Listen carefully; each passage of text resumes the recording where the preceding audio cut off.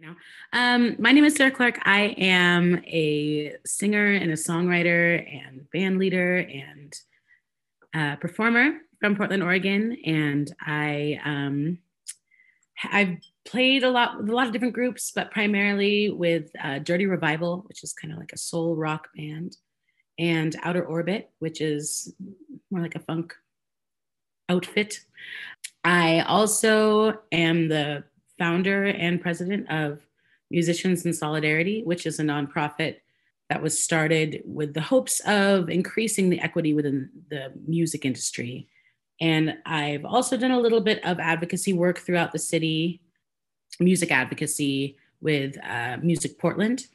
I'm a mom. I've got a 10-year-old kid who is really happy to be back in school. And yeah, that's the personal kind of, I guess, nitty gritty about me. One of the things that I'm really, really interested in discussing, and one of the conversations I like to keep having with people, is centered around the topic of equity and inclusion, is how to move forward in the dialogue. I know we really, I think that there's a lot of people that have experienced a lot of different hardships and a lot of different experiences that are reflected.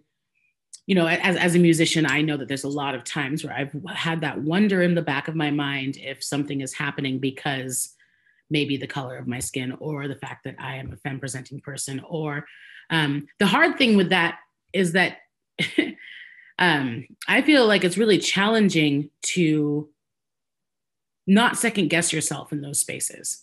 I think that's actually one of the hardest parts of all of it, is that, you know, deep down you can feel this doesn't feel right. I think something is happening that, you know, is racially motivated, or,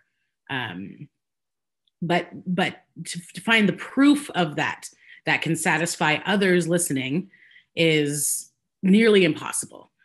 So a lot of the time when you're sharing those stories, it can what's painful about it is that there's always a feeling that someone's not going to believe you, that they're going to say, are you taking it something too personally? Maybe you misinterpreted what they were doing. They probably didn't mean it that way. All those things that then make you second guess yourself.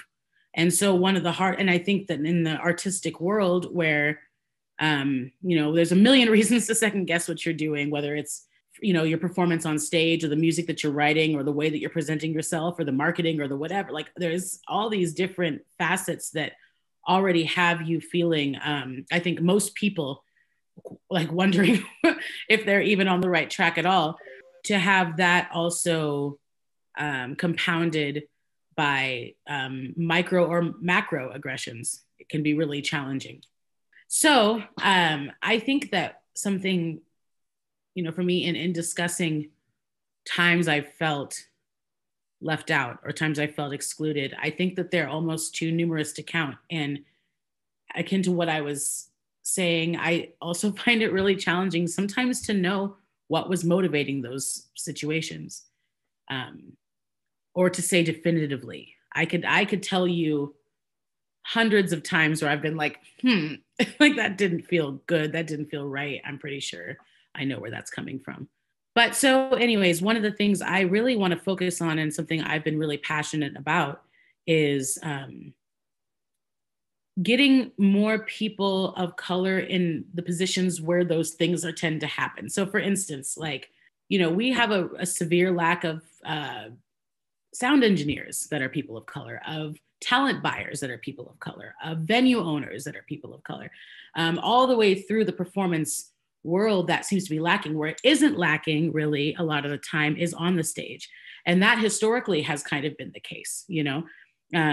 I think that one of the things that people first try to do, especially in a performance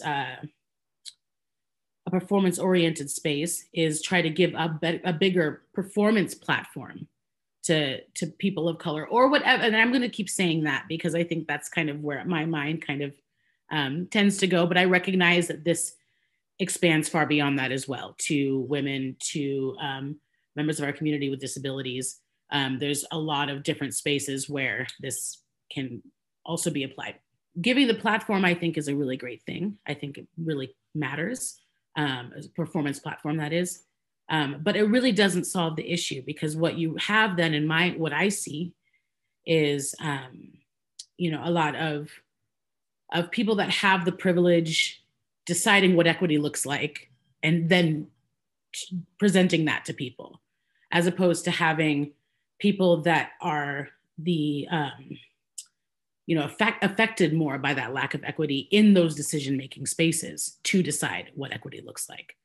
And so that's something that I'm really definitely hyper focused on, is getting more people into the positions where they're hiring bands, where they're learning the ropes of the industry, more woven throughout the entire process.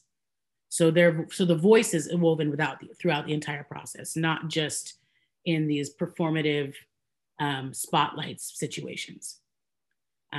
So I kind of feel like I went off on a tangent there, and strayed a little bit away from the question of times I've felt excluded. And I'll just say the reason for that is because I sometimes hesitate to hyper focus on the trauma, because it doesn't always do great stuff for me. And I don't know that it does great stuff for any of us sometimes. I think that, and maybe that's just kind of misguided, but I think at this point we've read and heard, if anyone's been looking at the news in the last year and a half, reading the news, listening to anything on social media, we've heard a lot of traumatizing stories, and we know that trauma exists. And we can kind of keep reliving in that like trauma porn space, but I think that it's really, really important to figure out what the next steps are and take those collectively. Okay. Hi, my name is John Dickman. I self-identify as a gay man. It took me a long time to realize that, because when I was growing up, being gay was considered mental illness. And I thought, well, I'm not mentally ill. Also, I was really, really, from a very young age, really enjoyed love songs and that kind of song. And I really identified with them. So how could I be gay if I love these songs about, guys thinking to women, and vice versa. So very confusing for me, but I finally came out years later, and it was so liberating. I was actually in my 40s before I came out. Musically, I would say I am more knowledgeable than most people about songs from what is often referred to as the Great American Songbook. Songs by songwriters like Fats Waller, Carolyn Lee, George and Ira Gershwin, Duke Ellington, Johnny Mercer, Dorothy Fields, and the list goes on and on and on and on. I feel especially included as a part of the Portland FolkMusic Society, and feel excluded by the song lyrics in most popular songs and romantic folk songs. And that's what I'm going to address. I've always had a passion since young childhood, actually, for romantic songs from the 20s, 30s, and 40s, my parents' generation. Unfortunately, there isn't a huge repertoire of love songs about men being romantic with men. So when singing a love song or a torch song, I have to suspend disbelief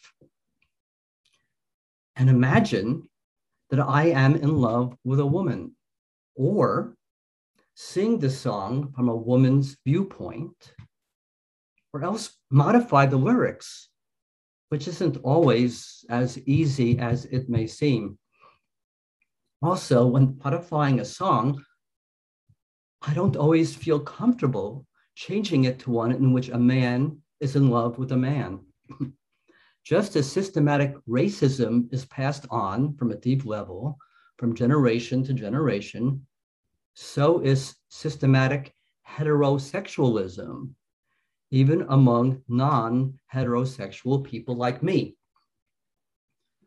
So when I sing a song that I have a deep connection with, it often doesn't ring true for me when I change it to one in which a man sings to a man. Sometimes it does, but often it doesn't. Or even when I do, I feel an obligation to do it to an audience that already knows I'm gay. Otherwise, the song may come off as confusing. Either way, there's a certain amount of self-consciousness. As a person who is already self-conscious singing to others, this extra level of self-consciousness can sometimes make singing that much more stressful for me. And just to give an example about self-consciousness from a different viewpoint, at the visual Portland, folk music visual song circle several months ago, there was a woman who apologized because she was going to sing If I Were a Carpenter. Now, I would say in an ideal world, a woman shouldn't have to apologize about singing a song, because it's written for a man.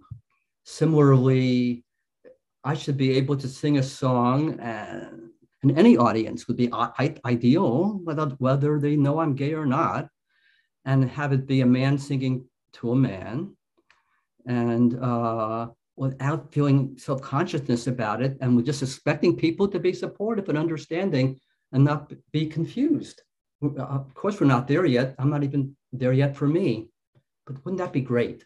One thing I've loved about the Portland Folk Music Song Circles is that they're so welcoming and nurturing that I find my self-consciousness and anxiety about singing to be getting less and less over time. The Portland Folk Music Song Circles have definitely become an inclusive, safe haven for me. That is all. All right. Oh, hello, everyone. I'm Arietta Ward. Oh, everybody's waving. I am the daughter of the beautiful late pianist Janice Marie Scroggins.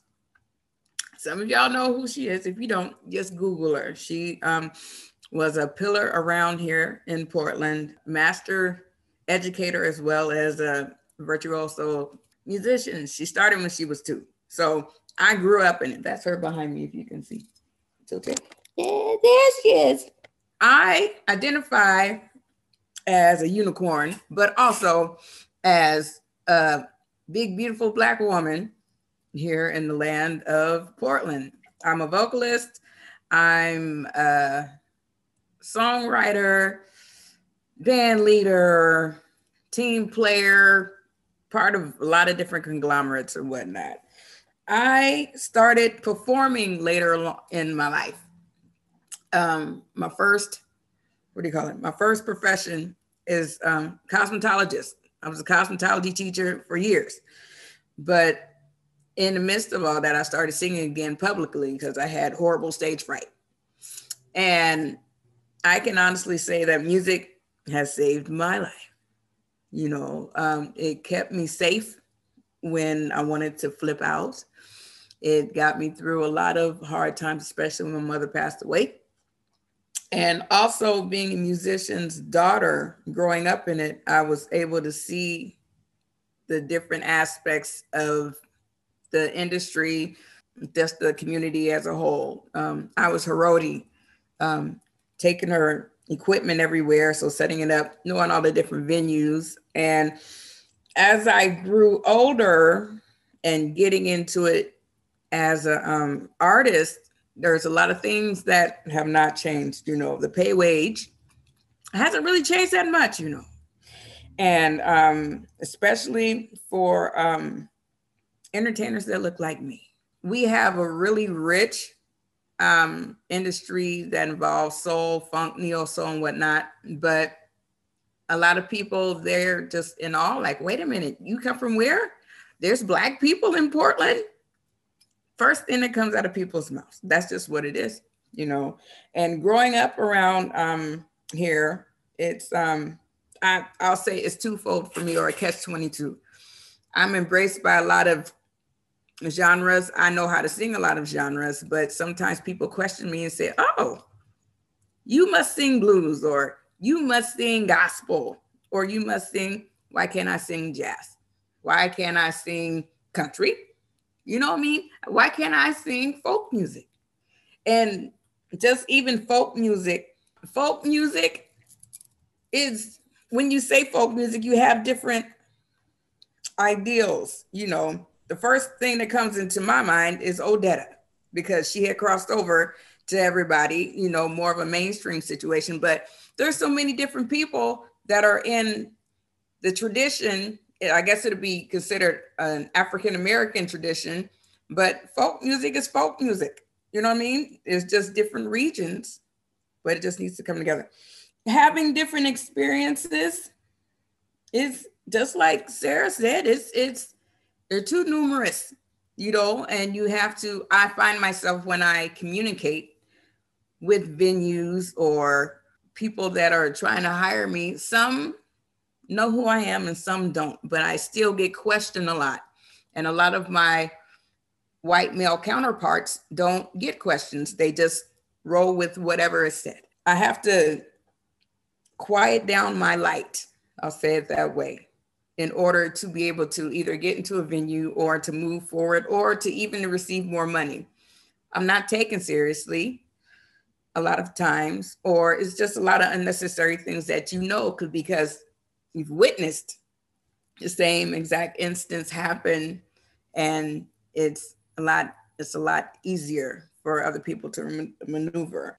It's just kind of hard being a woman band leader, but a Black woman band leader there's already a persona of being a Black woman in America. Sometimes, well, a lot of times I have to put on a mask. So I am genuinely happy-go-lucky all this time, but when it comes to business, it's not received well. It's, oh, she's being sensitive, or, oh, why don't you do this? Or it's a lot of questions. There's a lot of talking of things that are unnecessary versus, okay, let's do business as we do business. I'm a businesswoman. First and foremost, I do all the singing, but when it comes to my band, or if I am being asked to do something, the business and all the logistics need to be in place, you know, and people like to poke the bear, and Etta doesn't like to be poked. So there's a lot of conversations that do need to happen, and it's heartbreaking, but it's promising. One, because we're having this conversation now. People don't want to have it, or they just say, oh, well, you know, they try to reason it away. We just want to be included. You know, we just want to be able to do our craft on a level playing field and spread the joy as easy as our counterparts that have it a little bit easier than us. Yeah, I think that's it. Is there anything? I'm Nancy Gendel. I live in Berkeley, California. And first of all, thank you for doing this panel. And I've really enjoyed so far hearing everybody else. And I can relate to a lot of it. The way that blind people are often excluded is just getting from point A to point B is a challenge, and people don't think of that.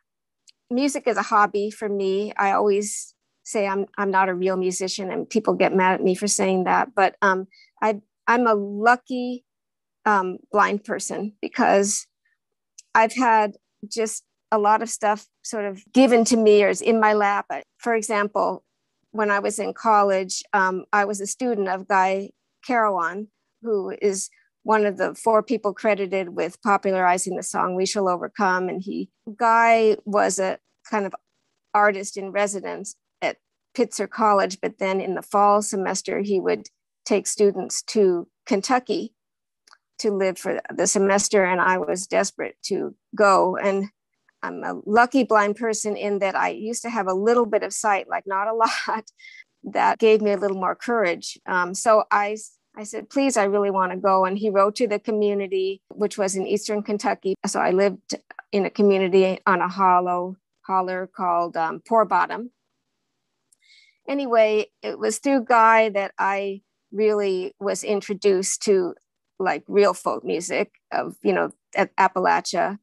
I was also introduced through Guy to Black musicians when I was there. So, and I was really happy, to sort of get the full spectrum of, music and the culture.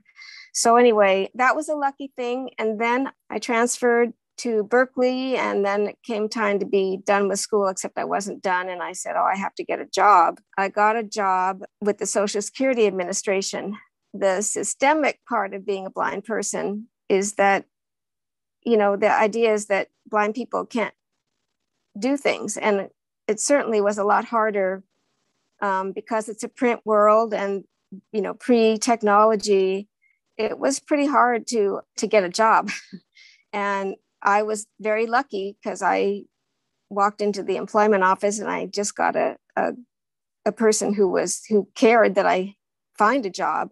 And he found a program that Social Security had. They were kind of forced to be an equal opportunity employer. So they had a program for blind people to be, of course, telephone service representatives with Social Security. But I mean, that was good. So I got a job, and but in order to get that job, I had to leave my classes, go to a skills center in Sacramento, and I could not get out of this. The only way they would hire me is if I spent 3 days, showing them I could type, I could count money, I could cut an onion, I could go to a store on a bus and pretend to buy a towel and then quickly leave because, it was just to show that I was capable. So this systemic part of being a blind person is that, there's a lot of stuff you can't do. I had that job. I got to retire at 55 and, I have a pension. And so I was very lucky that way. I think there's still 70% of blind people who don't work. In the middle of my job, it was like, oh, this is a boring job. I need to have music. And I always had music from age 7 on, 6.5 on. And music, as somebody said, was a saving grace. So I got involved, first of all, with the San Francisco Folk Music Club. And that was another lucky break because I knew about it for 4 years and didn't join. I was too shy and afraid of, how I would get there, people would receive me, whatever. But somebody brought me and I met Faith Petrick. I don't know, some people might know. Faith was a wonderful person who was all about great songs and the delivery of songs and just and bringing people together and good politics and everything. So I have been involved with the San Francisco Folk Music Club since 1976.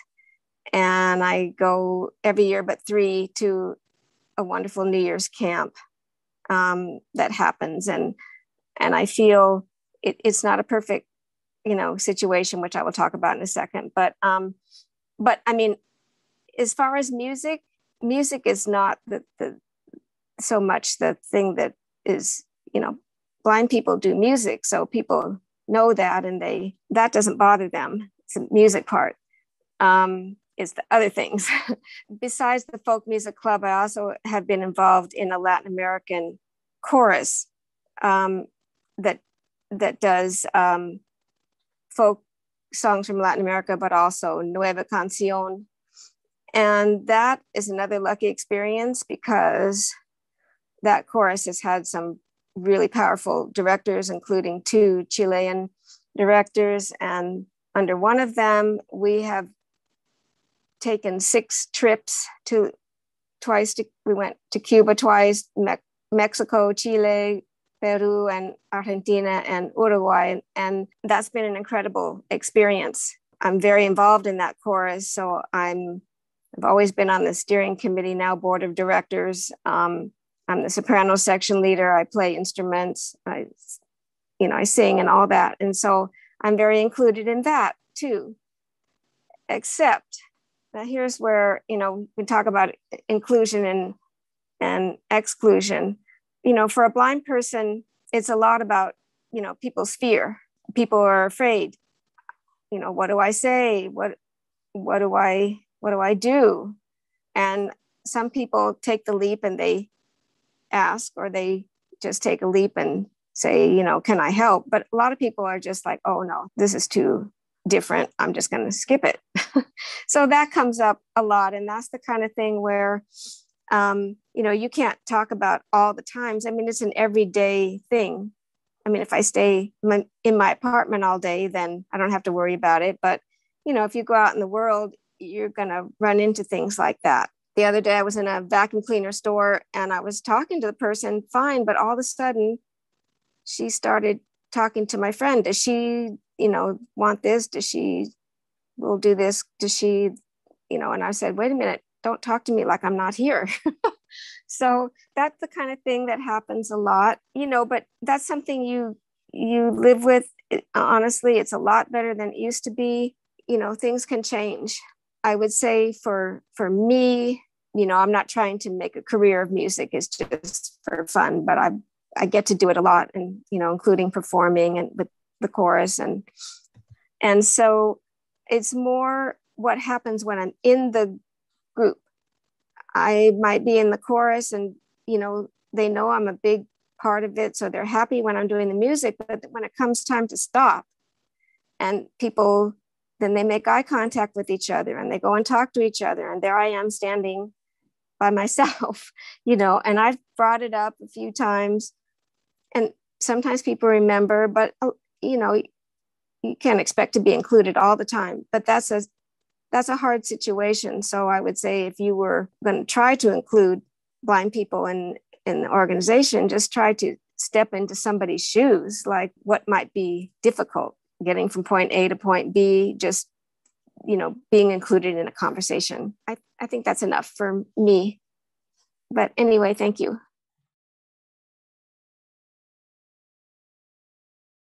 One thing you have to recognize that you have to reach out maybe you want to let some independent living place or somebody know that, you know, the FolkSong Society even exists. I found out that Rise Up Singing, not the new one, Rise Again, but Rise Up Singing is in Braille. And there are probably a lot of people that don't know that, but it's available through the National Library Service. That's just something for you to keep in your hat to tell somebody, you know, if they ever asked you. The San Francisco Folk Music Club they make efforts to, for example, when we have campouts or hard places, you know, they've gotten buses for, you know, people who have mobility issues. They will ask if you're challenged and you're, you know, camping, you know, that put people in close cabins to the dining hall. If there's a jam and you know of a blind person, for example, you might want to offer that person a ride, but you have to, you know, let people know you exist first. That last comment, you have to let people know you exist, really, really hits hard for me, especially in, you know, the dialogue of what can a folk music society do, or what can, you know, this particular folk music society do. If, you know, folk music is just kind of the oral telling of stories, right? It's like it doesn't really belong to any one group of people. It's just the decision to pass down traditional music from one person to another. And in that way, folk music exists in every culture. And so, you know, one of the ways I think that if that is something that is important to the Folk Music Society, is making sure that other, you know, cultural pockets within Portland specifically, if that's what we're talking about, know that they're welcome to share their stories also. That it isn't, you know, kind of what has happened. I think that in some ways, when people think of folk music, the immediate association does not include different cultures. Like, to me, it just kind of is like Americana is like the first. And I think that part of the challenge is breaking that, you know, mental association. And in order to do so, I think engaging you know, songwriters like Edna Vasquez, whose music is, I think, very close to folk music, the Mexican folk music, you know. Yeah. So that's kind of the first thing that I think of. I was basically a lot of what Sarah said. We're all storytellers. You know, I'm a big storyteller myself. And I try to tell the stories of where I live, especially like in Northeast Portland, because a lot has changed. People that are here now know nothing about when I was little, right? So one of the ways I feel that will help a lot is just a lot more outreach to different organizations about the town, or even like at the different festivals that aren't necessarily considered folk festivals, just to know that you exist. I didn't know until I was asked to be a part. I was like, oh my goodness, there's a society? So the more that it is known that you are available and that you want more people to come share their gifts of storytelling through song, then they will come, but we just have to know. But yeah, just different organizations. There's just a lot of different, keep your ear to the ground about different, like spoken word. That is a form of our tradition. So just different things like that, just to do a little bit more outreach. I'm not going to say it's a little bit harder now because of the way things are. I mean, it can be, but for me, I actually think it's a little bit easier because a lot of things are online. So you can research a little bbit more about where to go. And even if you just put something up, maybe in different publications, just to show that you are there and you are available, and with your statement, your mission statement, they'll come. I will speak on that. For me, is out of Portland city limits. Because of the history of Oregon, the spirit is still there. You can feel it. Once you go out further and it starts to get dark, there's just certain internal boundaries that you don't feel safe. And if I'm going by myself, then I have to put on the patina of God, because it is, but on the same token, as a music messenger, you're put in places that you were supposed to be. And so you have the music to carry you through. But for me, it's outside of city limits, especially after dark. I don't leave my house. I don't leave city limits unless I have a full tank of gas, because I don't want to stop this in and out. And people don't usually think about that. So like going to the coast, that stretch, going out to Beaverton, certain places you just don't go. And especially Eastern Oregon, going towards Idaho. Oh boy. It's unfortunate, but it's part of our life, and growing up here is, that pretty much for me, that's my first trigger. Thank you, Arietta. Thank you. Yeah. And I want to address that in terms of emotional safety as opposed to physical safety, although they go together. And I'm not going to address this as a gay man.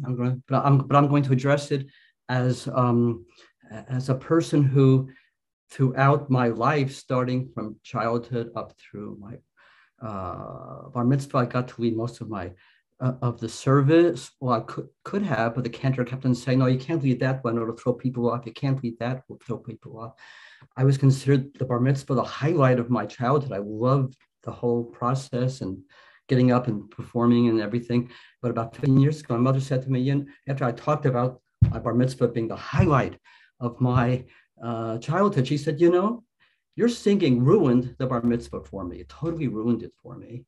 But throughout, and then when I would sing with my mother and stepfather, with my mother, my stepfather, years later, would howl.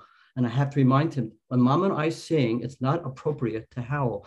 So throughout my life, and this is just little instances, we had the time, I can give you hundreds of instances. Aren't you thankful we don't have the time?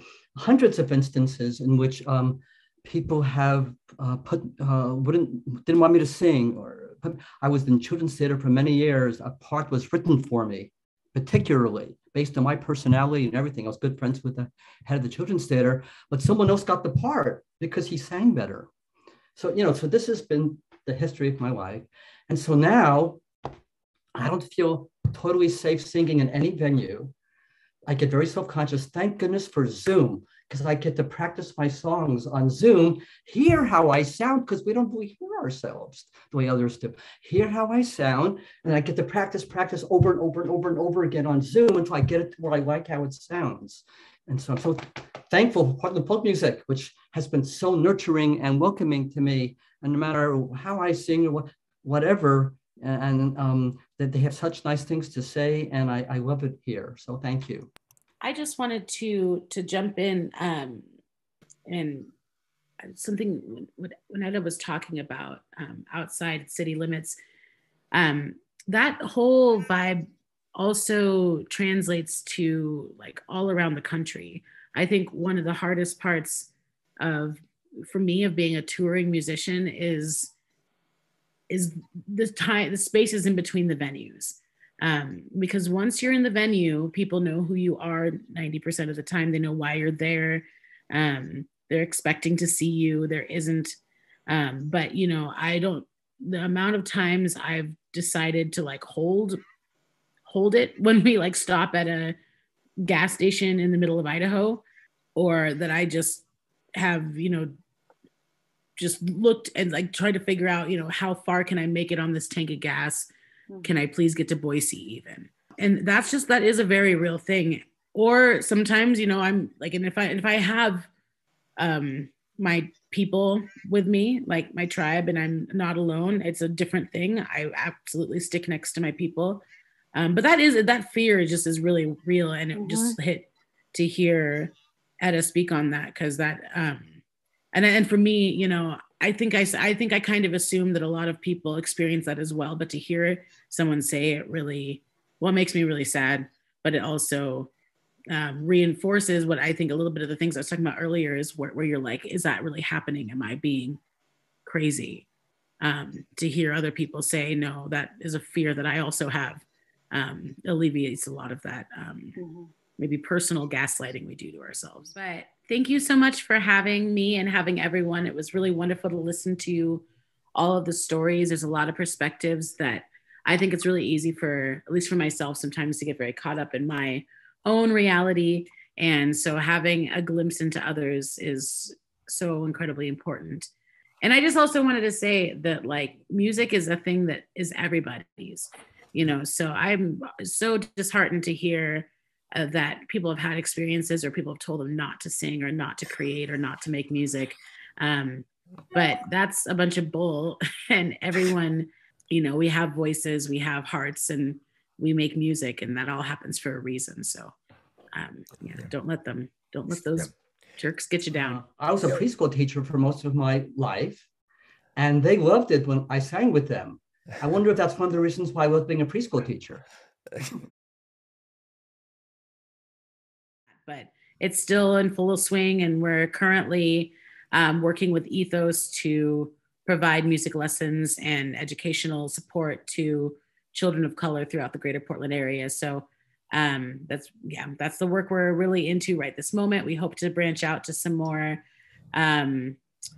actually equity courses for groups like yours. And so I'll keep you all posted as we build that out. We're working with a Corwin equity group. Sensitivity, and I wish you the best of luck going forward, because, you know, diversity of all sorts is always much more interesting.